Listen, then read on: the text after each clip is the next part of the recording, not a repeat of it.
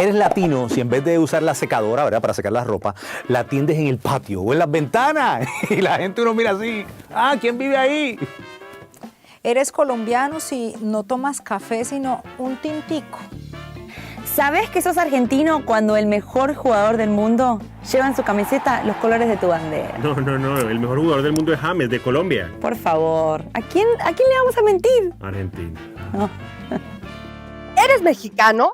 Pues sí comes tacos. Ah, pero no tacos de los que come cualquiera. Taquitos de lengua, taquitos de ojo, taquitos de sesos, en la calle, en la casa, en los restaurantes. ¿Qué tal esos que tienen hasta polvo y tierra que los compra unos de canasta con una salsita bien picante? Ahí es cuando sabes que eres mexicano. El puertorriqueño siempre sabe que en las navidades se las va a estar echando porque consiguió una botella de coquito. La bebida tradicional en la Navidad en Puerto Rico es el coquito. Riquísimo. Eres colombiano si saludas diciendo ¿qué hubo? Sí, porque no es ¿qué hubo? No, nosotros lo pegamos. No sé por qué, pero nos encanta el ¿qué hubo? ¿Qué más? Eres latino si cuando tienes 2 niños eres la vergüenza de la familia. Eso es muy poco. Usted no piensa tener más hijos. Ya yo tengo 3 y soy como que es que hay que tener por lo menos 5 o 6. Tú sabes que eres muy colombiano, muy colombiana cuando dentro de una bolsa tienes muchas bolsas y guardas 300 bolsas sin saber si las vas a usar. Me consta, mi casa está llena de bolsas. Pero las has usado. Definitivamente eres boricua si le tienes miedo al famoso chancletazo. ¡Ay, la chancleta! ¡No, mami, la chancleta! ¡No! Ay, bueno, por supuesto que eres mexicano si sabes quién decía cállate, que me desesperas. ¡Ay, se me desinfló! Eres colombiano si ahora o ahorita significa exactamente lo mismo. Ahora o ahorita. Para nosotros eso es lo mismo, ahora o ahorita. ¿Sabes que sos argentino cuando decís algo como voy a la playa con mi malla amarilla y nadie te entiende? Pero ¿qué es lo difícil de decir? Voy a la playa con mi malla amarilla. ¿Me escupiste? Estas son algunas cosas que nos hacen latinos, pero cuéntanos, ¿qué te hace latino a ti? Dime si soy latino, dímelo, dime si soy latino, dímelo. ¿Cómo sabes si eres latino? Bueno, hay muchas formas, ¿no? Y estaba pensando, ¿qué otras formas? Yo me crié en Miami, como pueden ver, de madre costarricense, padre norteamericano, y una forma es que sabemos que por lo menos eres costarricense. Si has tomado ya café antes de los 5 años, café con leche es parte del desayuno para los niños, especialmente los fines de semana. Otra forma es que, porque a veces uno dice, bueno, el pastor es más gringo, es americano, es hispano. Bueno, yo sé que soy hispano porque yo en Miami tenía gallinas. Y no era que mi madre tenía gallinas, yo tenía gallinas. Yo pedí gallinas y tenía como 15 gallinas que echaban huevos para la familia y comíamos y eso era mi idea. Otra cosa que pensé, bueno, otra forma que uno sabe que es buen latino es lo que uno trae de su país cuando visita. Bueno, en Costa Rica siempre se trae el café o la salsa Lizano. Esto es café de Colombia que me trajo Virginia. Pero uno sabe que, porque hasta los turistas traen café. ¿Sabe lo que yo me traje este año? Jabón. Que no se consigue aquí fácil este jabón, ¿verdad? Que hay en todas las casas. Y yo dije, wow, esto es ya uno, no me puede decir que no soy hispano. Yo soy más hispano que cualquiera. En este día y este mes estamos celebrando lo que nos distingue a nosotros como hispanos, lo que a nosotros nos encanta poder reconocer y las diferencias que tenemos, pero también lo que tenemos en común como países latinoamericanos, hispanos. Nos encanta poner los colores de nuestra bandera y país y compartir la diferencia entre nuestras comidas. Por eso abajo estamos tan orgullosos con las mesas que hemos preparado, lo que hemos compartido, la comida que vamos a compartir y queremos que todos prueben. Y como pastor yo tengo que probar un poco de cada mesa porque siempre tienen algo ahí guardado y separado para mí en cada mesa. Y es algo lindo y es algo precioso. Y hay veces que hablamos de las diferencias y hay veces que hablamos de lo que tenemos en común. En Hechos capítulo 7, y hay notas en su programa, en Hechos capítulo 7, Pablo, que está viajando, llega a Atenas. Y Atenas, saben que es un país, era en ese tiempo donde los griegos, ahora ocupados, ahora dirigidos por el Imperio Romano, pero los griegos amaban su cultura. Y tenían muy buena razón por amar su cultura. En la historia, lo que es la helenización era el compartir y el infundir los principios, la educación, los valores griegos. Y saben que la Biblia, el Nuevo Testamento, fue escrito en griego, porque era la lengua común en ese tiempo, en el tiempo de Cristo y los apóstoles. Entonces, en vez de escribirlo en hebreo, lo escribieron en griego, porque la mayoría de la gente lo podrían compartir. ¿Por qué? Porque en tan solo 300 años los griegos eran tan buenos en compartir su cultura.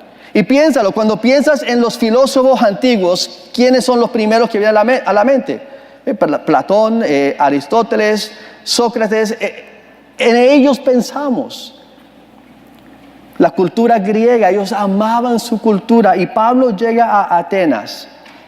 Y cuando llega a Atenas, él encuentra personas que dice que pasaban el día no haciendo nada más que hablar de las nuevas ideas y filosofías y teorías del día. Eso es lo que hacían, hablaban y pensaban de qué es el significado del mundo y qué es el propósito del mundo y qué de los dioses. Y él dice que le dolió su alma y su corazón caminando por las calles de Atenas cuando él vio todos los altares a todos los dioses. No solamente griegos, pero a otros dioses. Hasta tenían uno que decía al Dios no conocido o desconocido.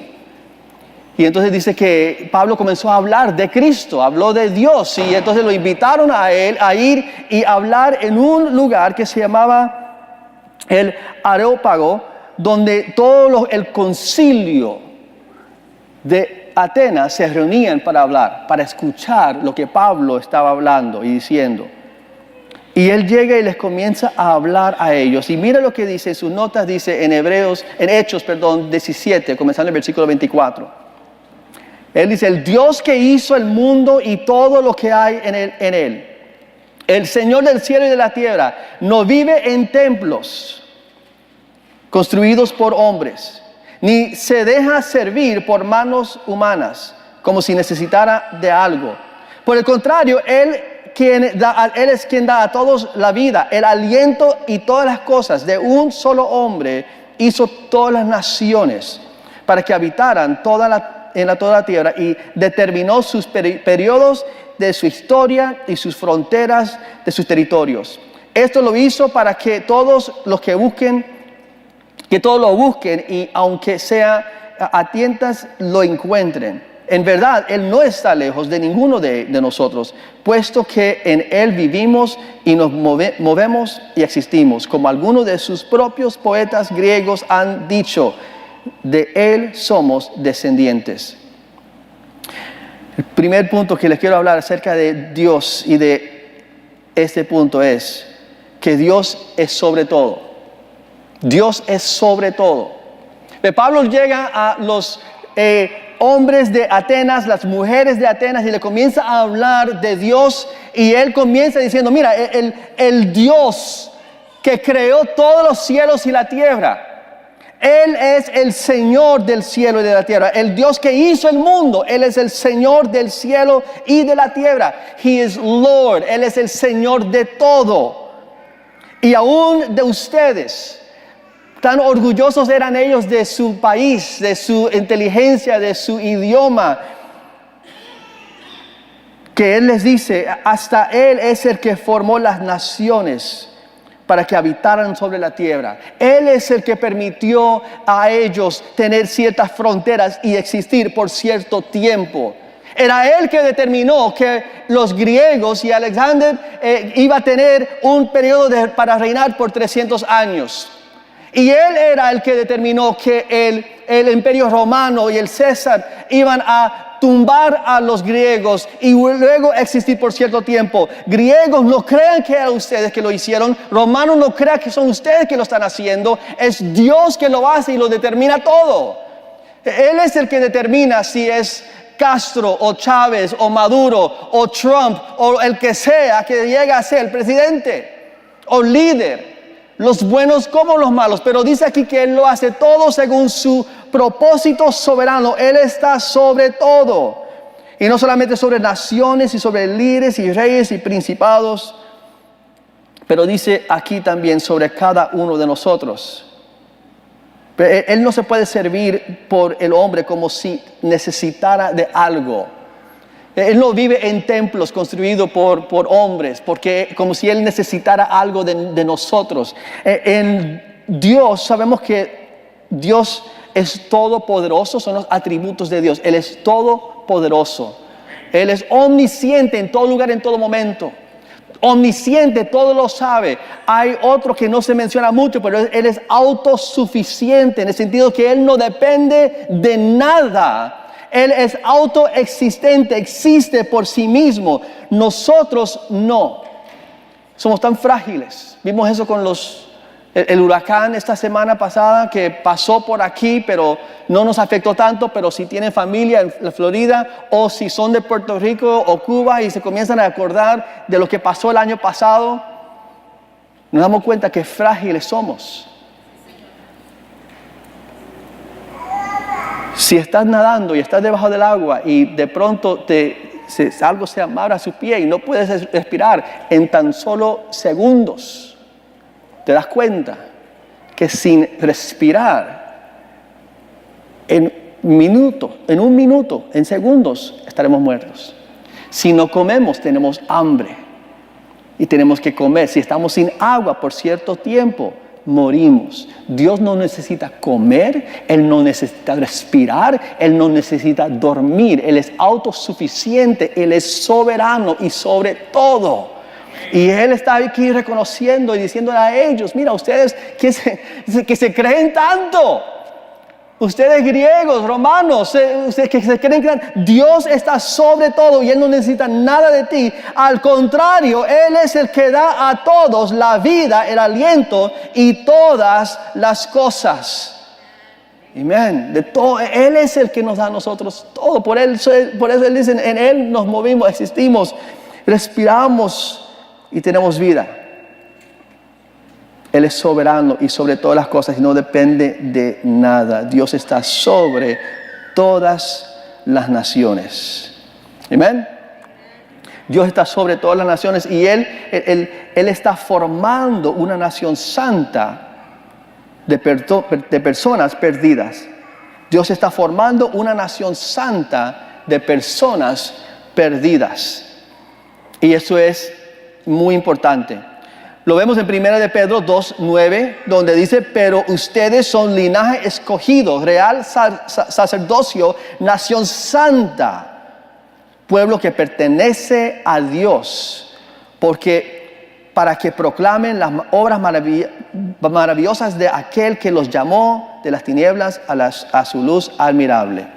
Ve aquí, una nación santa, pero quiero mencionar primero en la parte de personas perdidas, porque todos estamos perdidos, todos estamos separados de Dios, alejados de su gloria. No importa si son de un país en el Medio Oriente y fuiste creado creyendo y escuchando de dioses ajenos que no es el Dios de la Biblia, o si eres hispano y desde su niñez fuiste bautizado y te enseñaron de Cristo y la primera comunión y todo, no importa, todos estamos separados y destituidos de la presencia y de la gloria de Dios. Todos estamos perdidos como seres humanos. Y eso vemos en la Biblia, que cuando el hombre cayó en pecado, de Génesis 1 a Génesis capítulo 6, nos da una historia de la formación del hombre, el hombre comenzando a multiplicarse sobre la tierra, y en tan solo 6 capítulos, ¿quién sabe lo que ocurre en Génesis capítulo 6? O lo que comienza, la historia que se nos comienza a explicar. Diluvio y Noé. En tan solo 6 capítulos, Dios ve a la tierra, ve al hombre y dice: la maldad, el pecado es tan serio, tan grave, tan severo que Él tuvo que traer juicio sobre la tierra. y salvó a Noé y sus 3 hijos para volver a poblar la tierra a través de ellos. Pero siguió la maldad. Siguió la maldad porque el hombre está perdido, está separado de Dios, está caído en el pecado. Dice Romanos que no hay nadie que hace lo bueno, nadie que siga a Dios. Nadie, ninguna nación, ni ningún hombre, ni ninguna mujer, sino estamos separados de Dios. Y entonces Dios llama a un hombre, Abraham. En el capítulo 12 y 13 vamos a ver la historia de Abraham. Dios lo llama a él y lo promete hacerle a él una gran nación. ¿Por qué Dios está interesado en lo que en los Estados Unidos, lo que llamamos en inglés nation building? ¿Verdad? ¿Por qué está Él interesado en formar una nación y no simplemente llamar a un hombre o trabajar a través de individuos? Él lo llama a Él y le dice, te voy a hacer una gran nación. Y entonces Él tiene a un hijo que se llama Isaac. Isaac tuvo a Jacob. Jacob luego después su nombre, Dios lo cambia de Jacob a Israel. Jacob, siendo Israel, tuvo 12 hijos. Y de esos 12 hijos formamos las 12 tribus de Israel. Y llegan como unos 70 personas a Egipto, a la conclusión de Génesis y a comenzar Éxodo, el siguiente libro de la Biblia. Dice que habían crecido alrededor de unos 600 miles de hombres solamente, no contando las mujeres ni los niños. Y entonces podemos calcular que por lo menos estamos hablando de alrededor de 2 millones de personas a través de unos 400 años que estaban en esclavitud en Egipto. Dios entonces envía a Moisés, los llama a ellos de Egipto, los lleva a Monte Sinaí, donde Él les da los 10 mandamientos, pero el pacto y el compromiso en Levítico es donde Él está dando a ellos la ley de Dios, porque para ser una nación, aunque ellos salieron de Egipto como un pueblo de 2 millones de personas, todavía no eran una nación, porque para ser una nación hay ciertas cosas que necesitas. Idioma, lenguaje en común, eso lo tenían. Pero necesitas también leyes y estructura y gobierno. Eso no lo tenían. Y necesitaban fronteras, un terreno y con fronteras donde puedes decir, esto es nuestro país, esto es nuestra nación. Y hasta aquí llegan nuestras fronteras. Y estas son las leyes que gobiernan nuestro país. No lo tenían. Dios los saca de Egipto y les está dando a ellos en Éxodo y Levítico la ley de Dios. Y vemos ahí otra vez que perdido estamos, porque la ley de Dios, vamos a ver los 10 mandamientos. Los 10 mandamientos no celebran lo mejor del hombre, ¿verdad?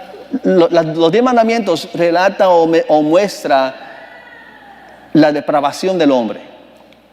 Los 10 mandamientos. Primero, los primeros 4 tienen que ver con Dios. Después de eso, mira, pueden honrar a tu padre y a tu madre.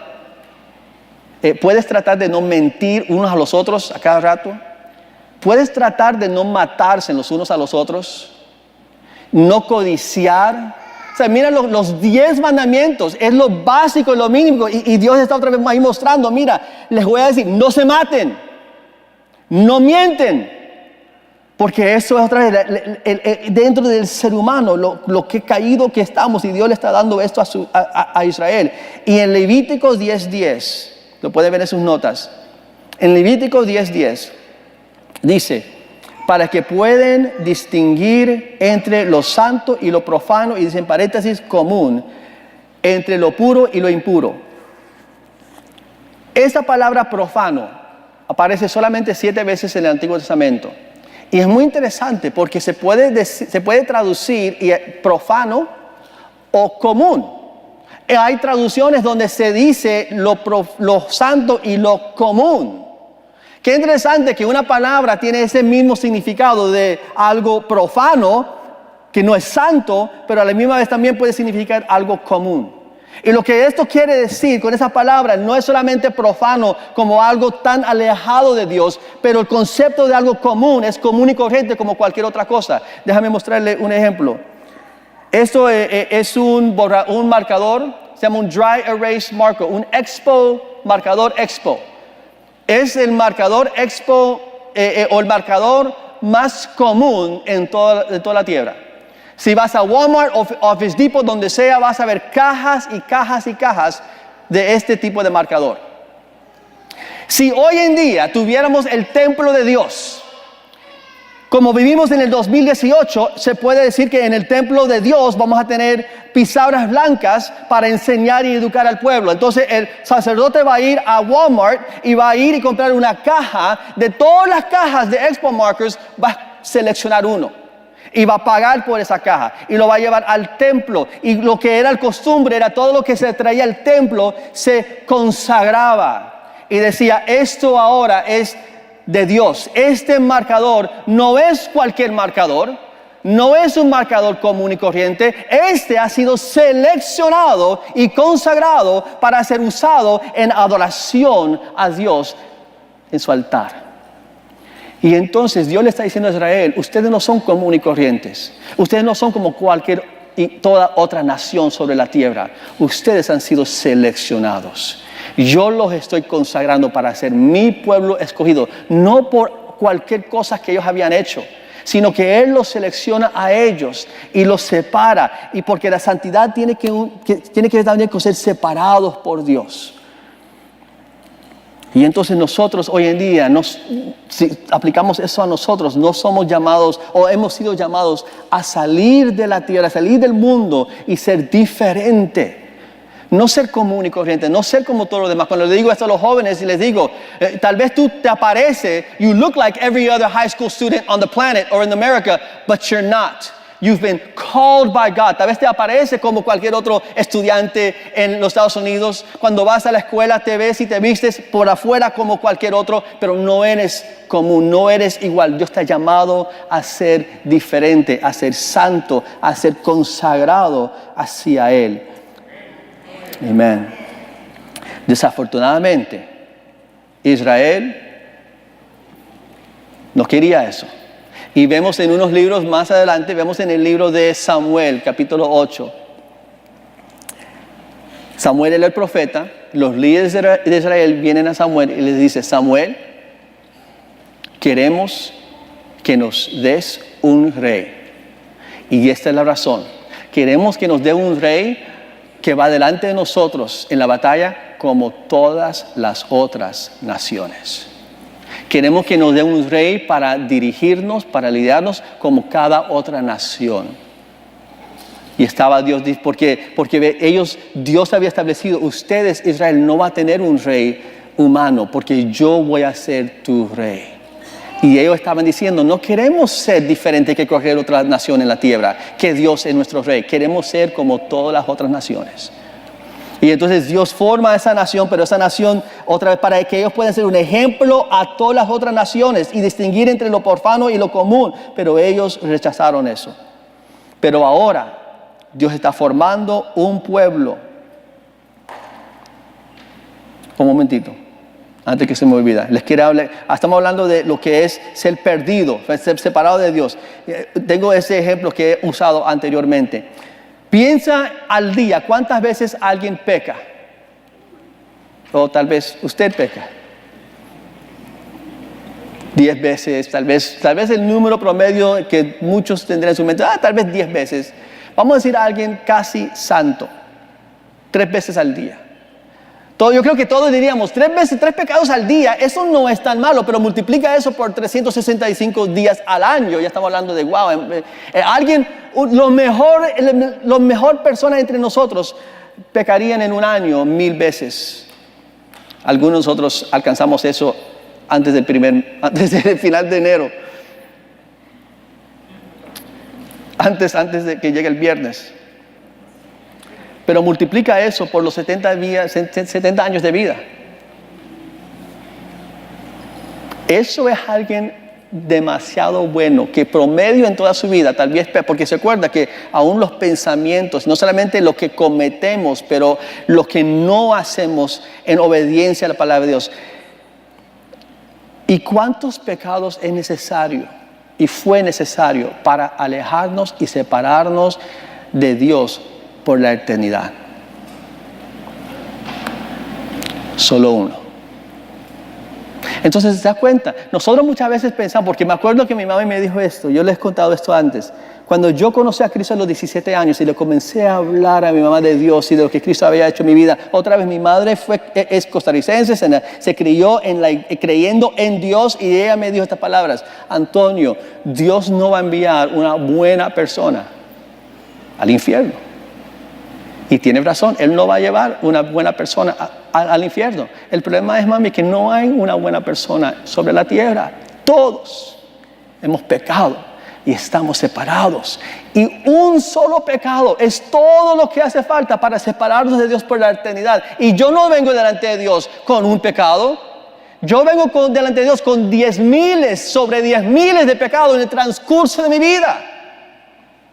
Entonces yo no puedo culpar a Adán, no puedo culpar a Israel, no puedo culpar a nadie más. Yo soy un pecador y he pecado contra Dios y su voluntad todos los días de mi vida. Antes de conocerlo y aún ahora todavía peco. Como dice Pablo en Romanos 7, ¿quién me salvará? ¿Quién, a este hombre miserable que soy, quién me salvará? Gracias a Dios por Jesucristo. Y aquí vamos al siguiente, ahí sigue, dice, ahora Dios está formando un pueblo compuesto de todas las naciones. Apocalipsis 7:9. Después de esto miré y apareció una multitud tomada de todas las naciones, tribus, pueblos y lenguas, y eran tan grande que nadie podía contarla. Y estaban de pie delante del trono y del Cordero. Ahora, esto es en el cielo. Ve, en el Antiguo Testamento Dios tenía que llamar a un pueblo porque tenía que ver contexto. Porque Dios llamó y formó una nación, porque tenía que ver contexto para que el Mesías llegara. Y todos entender, porque Él dio la ley. La ley de Dios especifica acerca de los sacrificios del Cordero. Eso era todo para poder preparar al pueblo para que cuando llegara el Cordero de Dios entendiéramos, cuando Él le dice a Abraham a sacrificar a su hijo Isaac, era solamente para dar una ilustración de cómo Él iba a sacrificar a su hijo. Y entonces nosotros vemos lo que Cristo hizo y lo que Él le dijo a Israel y a Abraham. Y esto es lo que Dios quería hacer. Hay contexto para que cuando Cristo llega hablando de su Padre, todos nosotros podemos entender a lo que Él se refiere. Porque Dios tomó una nación y les dio su ley y su palabra y sus profecías para que haya contexto para Cristo llegar y nosotros reconocerlo. Pero ahora no es un pueblo étnico o una nación, sino que dice aquí en Apocalipsis, en el cielo Dios está llamando a gente de toda nación, de toda tribu, de todo pueblo, de toda lengua. Lo interesante aquí es que cuando Juan ve en el cielo la visión de toda la gente frente al altar de Dios, todavía reconoce lo que los distingue a ellos uno del otro. Él puede ver, estos son africanos, estos son colombianos, estos son americanos, estos son anglosajones. Él podía ver y entender los diferentes colores de su piel, diferentes tonos de su acento, de su lenguaje, de su idioma. Todos todavía en el cielo mantuvieron lo que los mantenía a ellos diferentes los unos a los otros. ¿Por qué? Porque Dios es un Dios de creatividad y de diversidad. Y Dios nos formó a nosotros y Él se goza en lo que nos hace a nosotros, cada uno individuales como personas, pero también como naciones. Pero mira lo que dice, siguiendo, dice: estaban de pie delante del trono y del Cordero vestidos de túnicas, ¿qué? Blancas y con ramas de palma en la mano. Entonces, ¿qué quiere decir? Que yo no voy a estar con mi camisa costarricense o los colores de Costa Rica. Y ustedes no van a estar, lo siento, los hermanos de Colombia y de Puerto Rico, pero no van a tener su camisa, no sus banderitas puertorriqueñas, porque mira lo que dice, porque dice Colosenses, en Él está nueva naturaleza. No hay griego ni judío, no hay tico, ni nicaragüense, ni colombiano, ni venezolano, circunciso, ni incircunciso, culto, ni inculto, esclavo, ni libre, sino que Cristo es todo. Amén. Amén. Entonces vamos a tener lo que nos distingue, pero a la misma vez no de una forma que el orgullo va a ser Cristo, la alabanza va a ser Cristo, el centro, el enfoque va a ser Cristo y todos vamos a estar vestidos de blanco. Todavía con nuestro idioma y de alguna forma manteniendo eso, pero unidos bajo la bandera de Cristo. ¿Sabe? Uno de los nombres de Cristo es Cristo, Dios, nuestra bandera. God, our banner. Pero Pablo sigue hablando en Hechos y llega al capítulo 17, versículo 29 y les dice esto. Por tanto, siendo descendientes de Dios, no debemos pensar que la divinidad sea como el oro, ni la plata o la piedra, escultura hecha como resultado del ingenio y de la destreza del ser humano. Pues bien, Dios pasó por alto aquellos tiempos de tal ignorancia, pero ahora manda a todos, en todas partes, que se arrepientan. Él ha fijado un día en que juzgará al mundo con justicia por medio del hombre que ha designado. De ello ha dado pruebas a todos al levantarlo de entre los muertos. Tercer punto. Dios juzgará a las naciones y a todo hombre con justicia por medio de Cristo. Por medio de Cristo.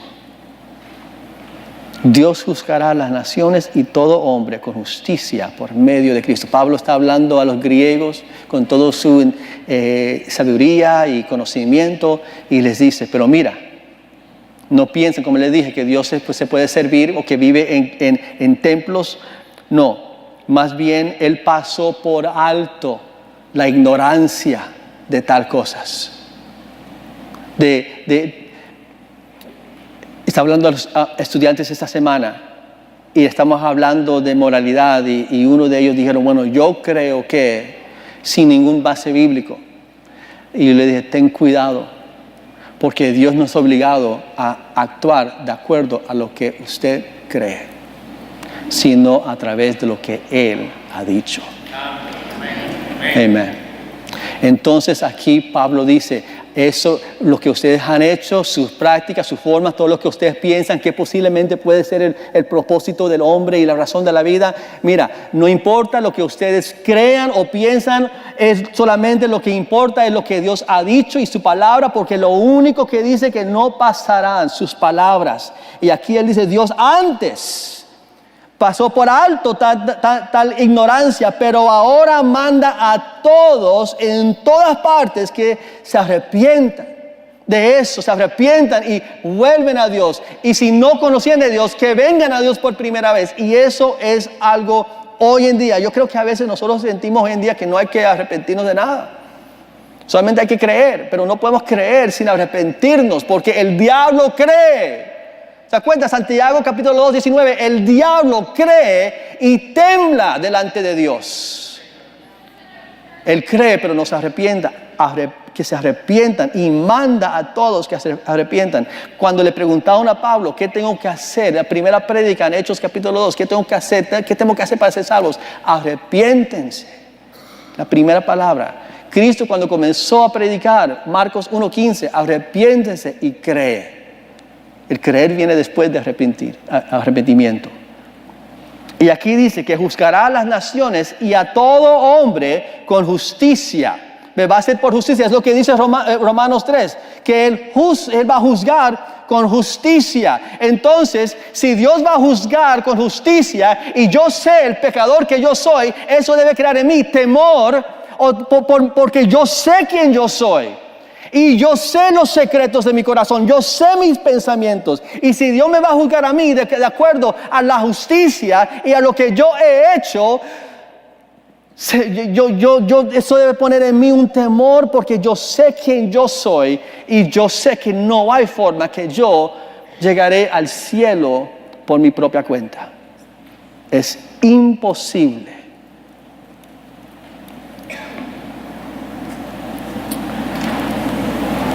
Y Él juzgará a las naciones y a todo hombre con justicia por medio de Cristo. Porque Él dice que Él ha fijado un día. Y yo he dicho esto anteriormente, no vaya a pensar en ese día pensando, ha sido 2000 años. Ha sido 2000 años, ¿cuántos años más va a ser? Tal vez no llega en mi vida. Tienen que darse cuenta. No sabemos cuándo Cristo va a regresar, pero tampoco sabemos cuándo nosotros vamos a irnos de esta vida y estar frente a Él. No va a ser 1000 años más antes que yo vea a Cristo. Puede ser mañana. Y no digo porque Cristo va a venir mañana, puede ser porque mañana yo puedo tener un accidente, o en una semana, o en un mes, o en 5 años. Yo le puedo garantizar que cada uno de ustedes dentro de 100 años van a ver a Jesús. Y lo van a ver como Salvador o lo van a ver como juez. Van a verlos como uno o el otro dentro de 100 años. Y digo eso porque tal vez hay un bebé aquí que vive hasta los 100 años. Porque muchos de nosotros no va a ser 100 años. Pero lo va a hacer a través de Cristo. ¿Por qué? ¿Por qué lo va a hacer a través de Cristo? ¿Por qué? Porque dice que Cristo es el que va a juzgar, ¿no? ¿Y por qué? Porque Él vivió la vida que yo no soy capaz de vivir. Él vino a la tierra, vivió la vida que yo no puedo vivir, vivió la vida que nosotros no podemos vivir. Dios exige y demanda obediencia perfecta. ¿Cuántos pecados era suficiente para separados de Dios? Uno solo. Señor, ¿cómo eso es justo? Porque yo envié a mi hijo que vivió la vida, Tony, que tú no eres capaz de vivir. Él vivió esa vida perfecta sin desobedecer, obediencia perfecta. Él vino y dijo, yo lo viví perfectamente, pero eso no es lo que nos salva. Porque Él podía venir y vivir una vida perfecta y luego ir al cielo y decir, ve, yo lo hice, tú no pudiste, yo lo hice, tú. No, Él no hace eso. Él vivió la vida que no podía vivir y murió la muerte que yo merecía morir. Y que usted merece morir. Él vivió la vida que no podía vivir. Él murió la muerte que no podía morir, que yo merecía. Y venció el enemigo que yo no podía vencer. Amén. Él murió la vida, la muerte que yo merecía, que nosotros merecemos. Y venció el enemigo que no podemos vencer nosotros. Y por eso dice que Él va a juzgar. Porque Él va a decir, no tiene excusa. Pero yo no soy perfecto, pero yo lo soy. Y yo vine para darte mi vida, pero yo no puedo pagar ese precio. No, pero yo lo pagué. Yo no puedo vencer el diablo y el pecado y a la carne. No, pero yo lo vencé. Arrepiéntese y cree en mí. Y forma parte de mi pueblo, mi nación santa. Si el grupo de alabanza puede venir, quiero que respondemos en oración. Vamos, cierren sus ojos conmigo. Y si estás aquí en esta tarde, vamos a tomar este momento serio, porque Dios nos está llamando a ser un pueblo santo. Y celebramos la nación a la cual tuvimos el privilegio de haber nacido. Celebramos y damos gracias a Dios por donde Él nos permitió vivir y la cultura que tenemos. Eso es un regalo de Dios. Pero sabes que no tenías decisión en eso. No tenías decisión en qué país ibas a nacer. Como no tenías decisión en quién iban a ser sus padres, no tenías decisión en qué nación, a cuál nación ibas a pertenecer. Dios determinó eso. Pero ese pueblo santo que Juan ve en Apocalipsis 7, que está delante del trono, eso sí tienes derecho, o tienes la oportunidad de decidir, tienes que tomar la decisión. Y no es a través de un proceso de legalización y aplicaciones, no. Dios lo da a todos. Quien escucha su voz, que se arrepiente de su pecado y que entregan sus vidas en obediencia y fe a Él. Y si eso es el caso, si estás aquí hoy y quieres ser parte del pueblo de Dios, de la nación santa, yo quiero dirigirte en esta oración.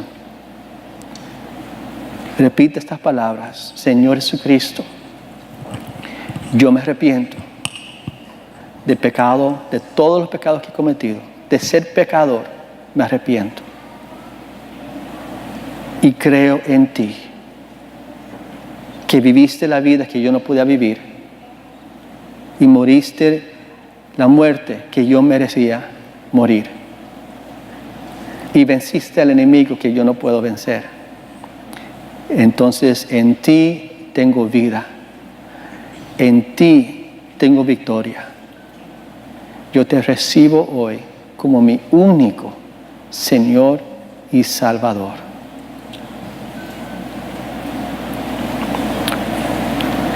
Para ser parte de tu pueblo santo. Vamos a ponernos de pie y vamos a cantar. Mientras que cantamos, si hiciste esa oración, yo quiero invitarte aquí al frente. Yo quiero invitarte a tomar ese paso y decir: sí, yo quiero confirmar eso. Es importante confirmar, es importante hacerlo. Si hiciste esa oración mientras que estamos cantando, te invito a venir al frente. Yo quiero saludarte personalmente, quiero darte la bienvenida personalmente a la presencia de la familia de Dios.